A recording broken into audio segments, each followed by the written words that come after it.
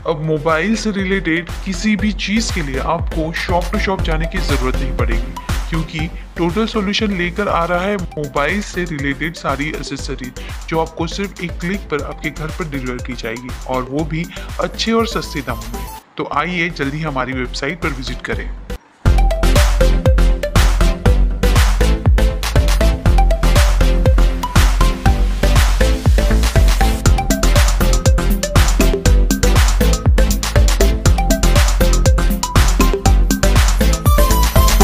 तेज 9 TV news में आप सबका स्वागत है।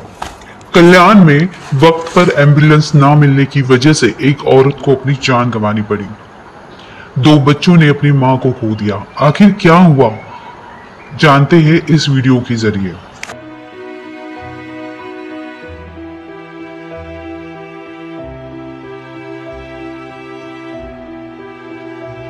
पहिले इकडे आणलेलं तर हे लोकांना आम्ही बोललो की ॲम्ब्युलन्सचं हे सगळं पहिले चेक केलं आणि ते बोलले की कलवाला घेऊन जावा। तर ते बोलले पहिले फ्री वाला हे करा, ॲम्ब्युलन्स बोलवा। तर ते वाला केलं तर ते पण बोलले की आम्ही बिझी आहे, आम्ही नाही येऊ शकत। त्यानंतर त्याला ते ह्यांना पण बोललं की तुमचा ॲम्ब्युलन्स करा। त्यांना 12:30-1 वाजता बोललेलं पण 2, 2:30, 3 वाजले पण ते लोक आले नाही। मग त्याच्यानंतर मग ॲम्ब्युलन्स आली आणि मम्मीला इथपर्यंतच आणलं आणि अजून तब्येत खराब झाली। ॲम्ब्युलन्स वाला काय बोलतो तो काय बोलतच नाही। 2 पेशंट पाहिजे बोलतो, 1 पेशंटला तसं नाही घेऊन जाणार। एक साईडचं असं म्हणजे हात पाय उठत नव्हते। मी इथे 12 वाजता आलेले, 11:30-12 वाजता नाही भेटले। हा आमच्या घरी चाळीतली आम्ही राहणार आहे, आमची शेजारची बाई येते। नाव काय त्यांचं? सविता बिराजर। आता काय झालं सांगा। तिला ना अचानक लकवा मारला, तर आम्ही हॉस्पिटल मध्ये घेऊन आलो। तेव्हा हॉस्पिटल मध्ये एक पण डॉक्टर नव्हता, कोणीच नव्हतं। ते एक पण गोळी नाही दिली, एक इंजेक्शन पण नाही दिलं तिला, फक्त बेडवर झोपून ठेवलं। आम्ही तर एक डॉक्टर बोलला की तिला पुढे घेऊन जावं लागेल। तर आम्ही म्हटलं ठीक आहे, मग आम्हाला ॲम्ब्युलन्स द्या। तर काय बोलले ते ॲम्ब्युलन्स वाले, एक पण नाही आमच्याकडे ॲम्ब्युलन्स आता अवेलेबल नाहीये।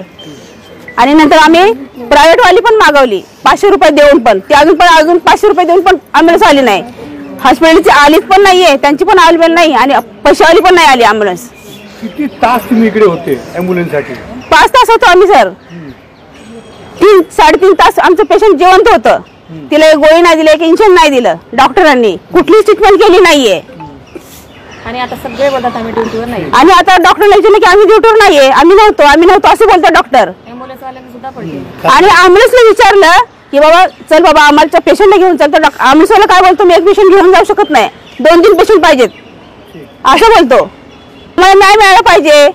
आता मुलांना कोण नाहीये, त्यांचे वडील तर आधीच गेलेले, आई आता गेलीये, त्या मुलांना कोणच नाही। आता वेळेवर जर ॲम्ब्युलन्स भेटली असती तर आमची बाई जगली असती।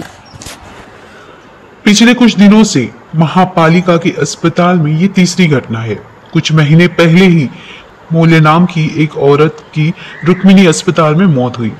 उसके बाद डोंबिवली के शास्त्रीनगर अस्पताल में डिलीवरी के वक्त एक औरत को अपनी जान गंवानी पड़ी, और अब यह तीसरी घटना है। जिन शहरों के लिए एम्बुलेंस नहीं उपलब्ध होती, क्या वह शहर स्मार्ट सिटी कहलाते हैं? ये सवाल उठते हैं। देखते हैं अस्पताल के प्रशासन ने इसके बारे में क्या कहा है। घटना अशी घडली की आपल्याकडे साधारण दुपारच्या वेळेस 1 वाजताच्या आसपास आपल्याकडे एक महिला आली होती, सविता बिरदार। तर त्यांचं ट्रीटमेंट करण्यासाठी आपण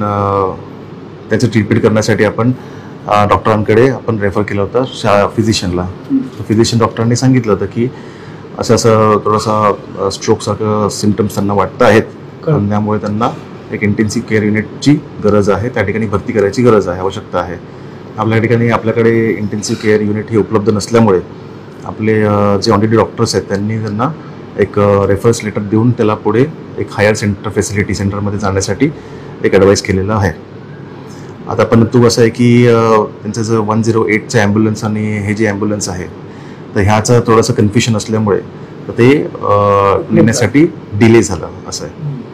तर त्यासाठी हे जे आहे आता ह्या ठिकाणी त्या बिचारी डिसीज तिचा मृत्यू झालेला आहे। पण आता आपला रुक्मिणी हॉस्पिटलमध्ये जो ॲम्ब्युलन्स होता तो चालक असा बोलतोय की मी एक पेशंट घेऊन जाणार नाही, हे किती तर असं त्यांनी सांगितलं असेल तर त्याबद्दल आम्ही एक सविस्तर इन्क्वायरी आम्ही आमच्या लेवलला करू आणि त्याच्यानंतरच आपण त्याबद्दल कमेंट करू शकू. ॲम्ब्युलन्सला डिले झाला आहे. येस ॲम्ब्युलन्सला डिले झालेला आहे.